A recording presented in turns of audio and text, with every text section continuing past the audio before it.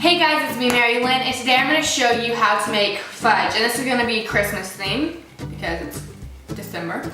But these are the ingredients, and then I'll show you the tools that you're going to need afterwards. Okay, so you're going to need chocolate frosting and vanilla frostings, just like this. Sorry, this shirt doesn't let me stretch. Okay, and then white chocolate, and then sweet, semi-sweet chocolate, whatever types you want. And then mints. Like that, okay. And then you can go ahead and choose the food coloring, and it's for the vanilla. But you can choose whatever kind you want, it doesn't really matter. Or you can just not put food coloring, but yeah. So those are the ingredients that you're gonna need. Now time for the tools. Okay, so you're gonna need a little plastic sandwich baggie. And this is to put the mints in so then you can crush them because you're gonna put them, in the fudge. So yeah, it can be whatever size you want. Then you're gonna need either tin foil or wax paper. I've used tin foil before and I had to put butter on like the lining of it. And I thought a wax paper, it won't stick, it's waxy. So I'm gonna try this out. And then this is the Pampered Chef little stir thing. I don't know if this is called spatula or whatever. I don't know. So you need this, something just to stir with. Then a pot so you can melt your chocolate in. And then a casserole dish or whatever type of dish that you can hold your fudge in. So yeah, those are the tools that you're gonna need. Oh, and a stove, which I couldn't put over here because it's behind me. But yeah, so let's get started. Okay, so I like starting off with the bottom layer being dark chocolate or whatever because I like the top to have the color in it. So first thing you're gonna do, you're gonna pour your chocolate in here.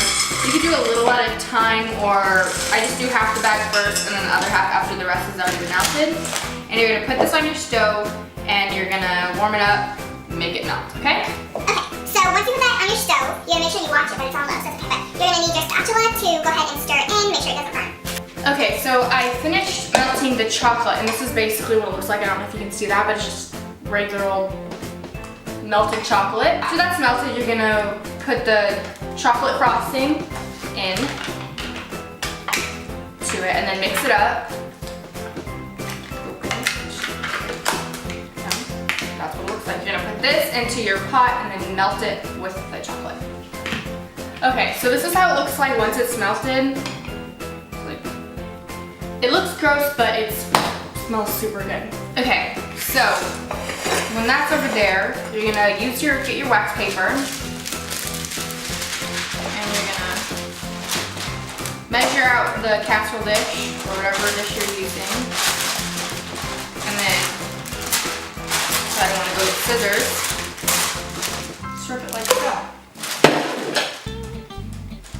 Okay, so when you do that, the only downfall to this, I guess, is it won't stay like the tin foil will. My dad is giving me the idea to use these chip clips and keep them there, even though it won't keep the sides down, but the weight of the fudge will like push it in. Okay, so you're gonna go ahead and get the fudge. I don't know if you can see this, but you're just gonna pour it into here.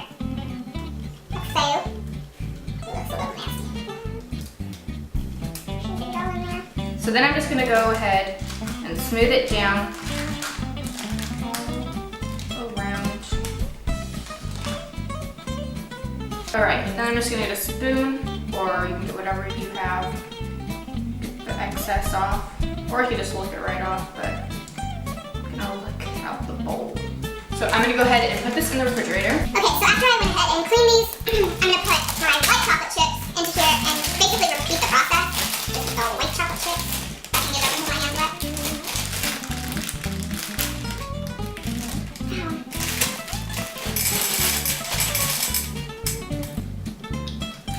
Okay, so this is how the white chocolate will look, or whatever, I don't know. Then you're gonna add the vanilla frosting to it. Okay, so this is what the vanilla will look like, and it looks quite puffy. It's not okay. This isn't gonna hurt my wrist back here. Okay, so it looks very puffy. It looks good, smells good. Okay, so now you're gonna choose a color, food color that you want. You're gonna put some drops. It doesn't really matter how many drops you put in. It all depends on what color you want it to be. Basically, if you want it to be a lighter green or darker, or whatever color you have. This time I went with green because I always go with like a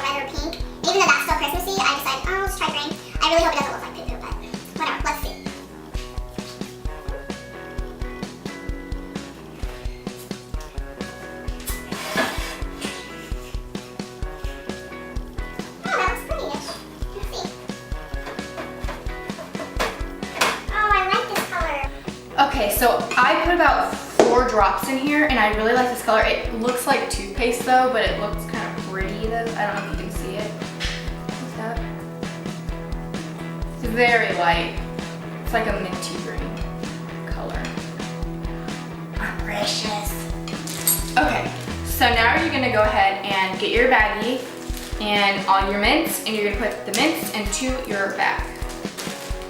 Okay, so after you are done with that, I know I didn't put it in as one of the tools, but you can like go get a hammer, or you can just buy pre-crushed mints. I don't know if you can do that, but I'm just gonna go like get a hammer, get something hard, and then crush it, so I'll be right back. Okay, so I'm back when I crushed it. Make sure you do it on like a hard piece of wood or something. Don't do it on granite or whatever, because if you get a hammer and you hit it, this might crack, I think, but just make sure you're careful. There will be like holes in it because they're like crunched up, but that should be it. You can do whatever consistency you want. You can make them bigger chunks, smaller chunks, whatever you want. Then you can grab this and you can go ahead and put it into your vanilla frosting. Okay, so this is what it looks like. It just has little chunks in it. Still same color. It's got like little red and white chunks. So that's what it looks like. Now you're gonna get your chocolate frosting, or your other half of it, out of the refrigerator and put this on top. Okay, so this is what it looks like right now. Like that, and it's not too hard, but it is kind of softish. You don't want it to be too hard, because then you want this and this to stick together. So make sure it's not too hard, and then, oh, this is hurting my wrist. That's hot, okay. Oh my gosh, I love these two colors together. Then, go ahead and smooth it out. So yeah, then you're gonna go ahead and put this back in the refrigerator for probably like 35 to 40 minutes, and then you can go ahead and start to chop. You can chop before that, but if it's too soft, then it like comes up and it looks kind of weird. And if it's too hard, then you know, you're not gonna be able to cut through. It's gonna be a little more difficult. So just keep an eye on it and see what kind of like, I guess, hardness or softness you want it to be. So go ahead and put this back in the refrigerator. Okay, this is probably one of my favorite parts, is the leftovers. You can eat it. Sure. Okay, so I'll be back later to show you what it looks like, the finished product.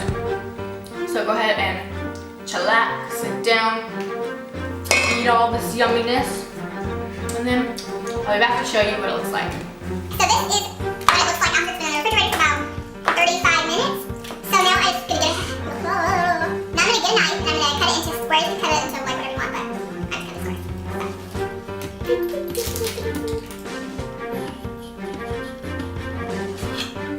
Okay, so now I'm gonna go ahead and put it back into the refrigerator. It just looks like this right now. I don't know if you can see how the cuts are from staying in or not, but it's like that.